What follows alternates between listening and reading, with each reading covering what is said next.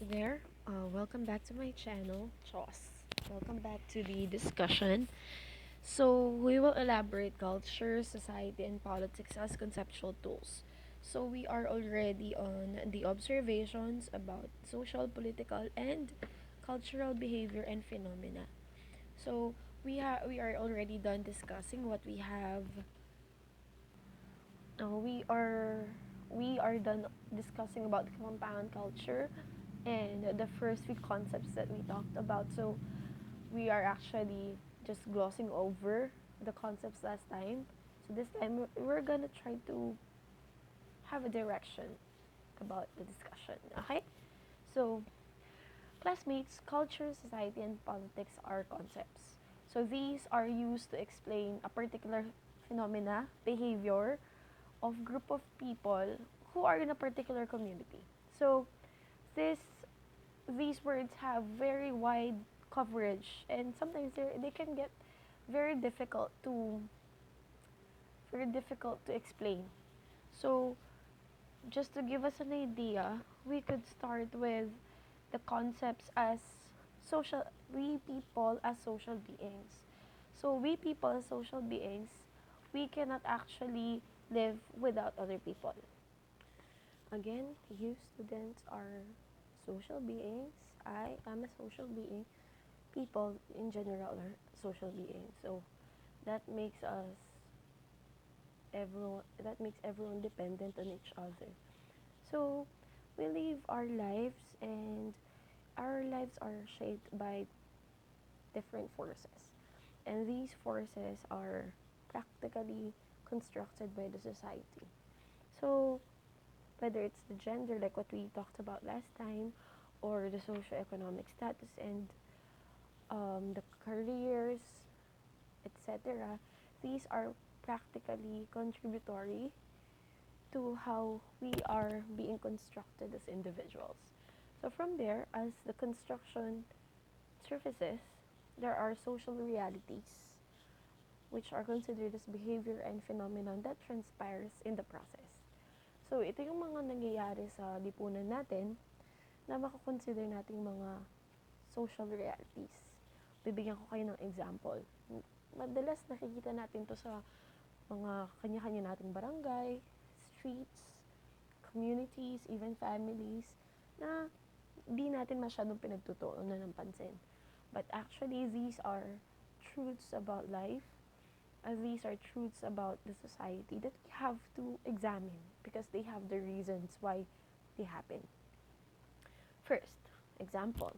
Gary graduated a year ago. Despite being blessed with several job offers, he chose to remain jobless and hang around with his barkada. Together, they love to stand by in the town plaza, especially at night. So, practically, you heard the keyword standby. So, this is a social phenomena wherein this can be described with many young people gathering together in a particular place in the community to just spend time with each other or just stand there or talk about different stuff instead of doing their work at home or doing something more relevant in the overall context of the community. So this is a behavior example. So you could see this everywhere. Actually, iba't iba nga yung uri ng standby eh. 'Di ba? May standby na sakto-saktong standby lang. May standby din naman na parang philosophy na siya doon at kilala na siya. Isa na siyang alamat. Kasi lagi na lang siya nandun. Daig pa niya yung sa kantang The Man Who Can't Be Moved dun sa pwesto niya. Na kahit anong itanong mo sa kanya, kung sino yung kamag-anak ni ganito ganyan, kilala niya.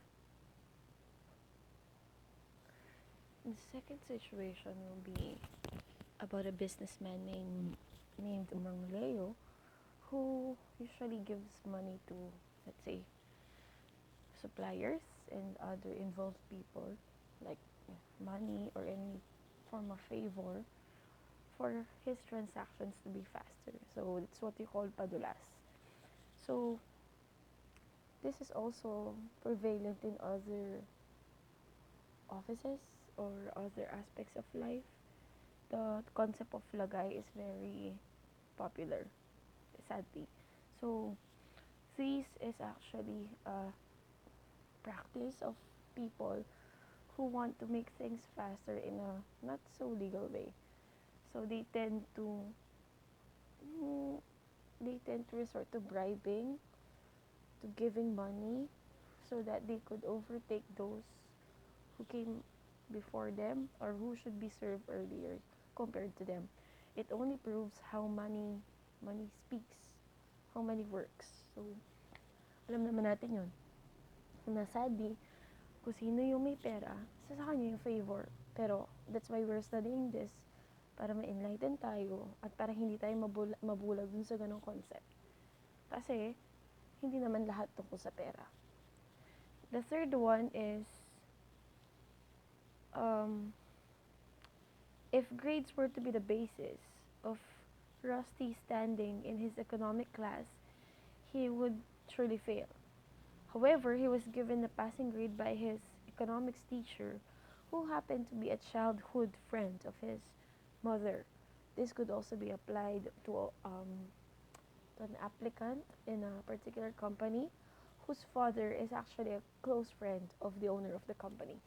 That gives him the higher chances or the sure chance of being hired. So this is what we call the use of go-between or padrino system.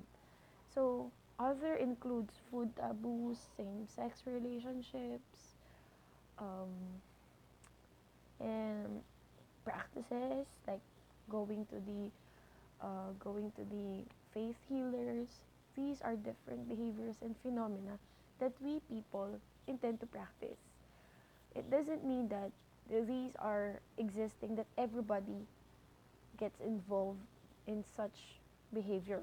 So there are particular people who has this there are particular people who have this behavior going on in their group. That's why this becomes a reality.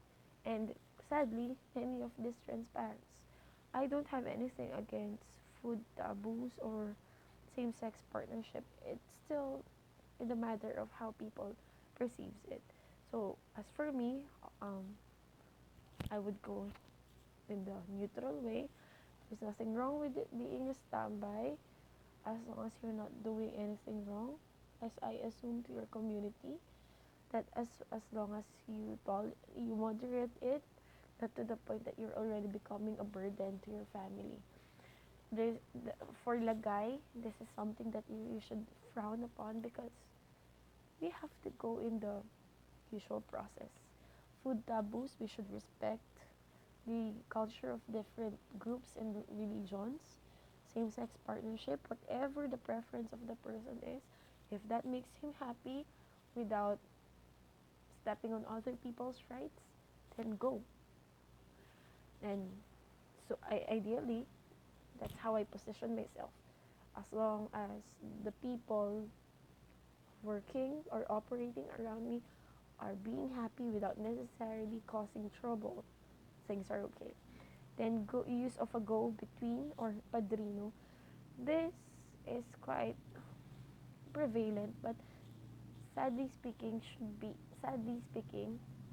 rampant, and should I just repeated that this is rampant, yet it should be stopped because people who should really be in the position, who are competent enough, are not placed in the proper, let's say, they are not receiving are not hired primarily because there's this person who knows the owner, the manager, or the hiring officer, and his papers are not considered anymore. The concept that they are somewhat somewhat connected with each other becomes already the assurance that he would get the job. So there. And then, so those are social realities. We cannot do anything about them. So these emerge from different groups of people. These are practices that develop over time. And sadly, a few of the things that we mentioned have have survived time and they are still being practiced until now.